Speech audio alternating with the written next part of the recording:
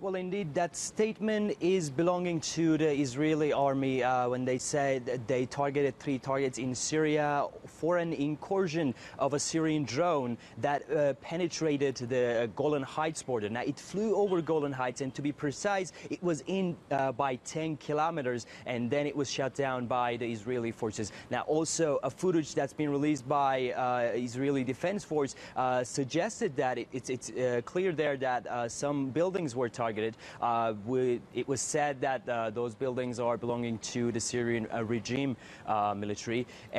But let's remember that over the course of the war in Syria, clashes like this are taking place, has been taking place as Syrian drones are penetrating Golan Heights, as it was renounced a demilitarization zone in 1974. Now, Golan Heights is an occupied territory. It's been occupied by Israel in 1967 after the Mideast War, and we have been observing clashes over the course of this war because there are concerns. Israel is raising an alarm as the Syrian regime is gaining more territory in the southwest. Now, when I say Syrian regime is gaining more territory, it's doing it with the help of its allies, mainly to Russia and also Iran and Iranian-backed Hezbollah, which is basically the arch enemy of Israel. So Israel is highly concerned, deeply concerned that Iran will occupy a land that's close to its border and assert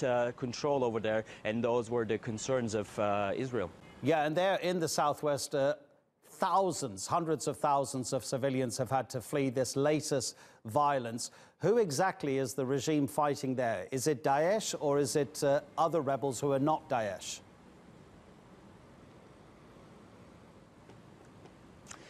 Well, let's explain the region first. It's a region at the southwest border with Jordan, Israel, and now Syrian regime.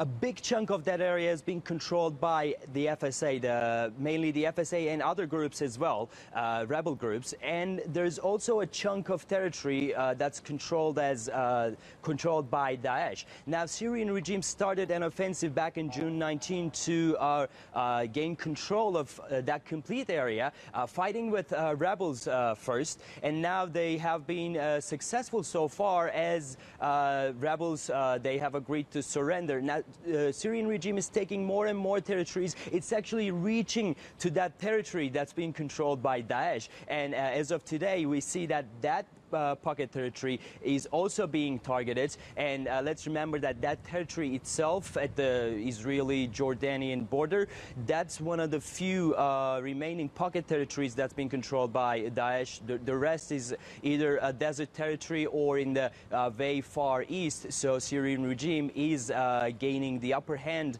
in that region and they're pressing on with their attacks.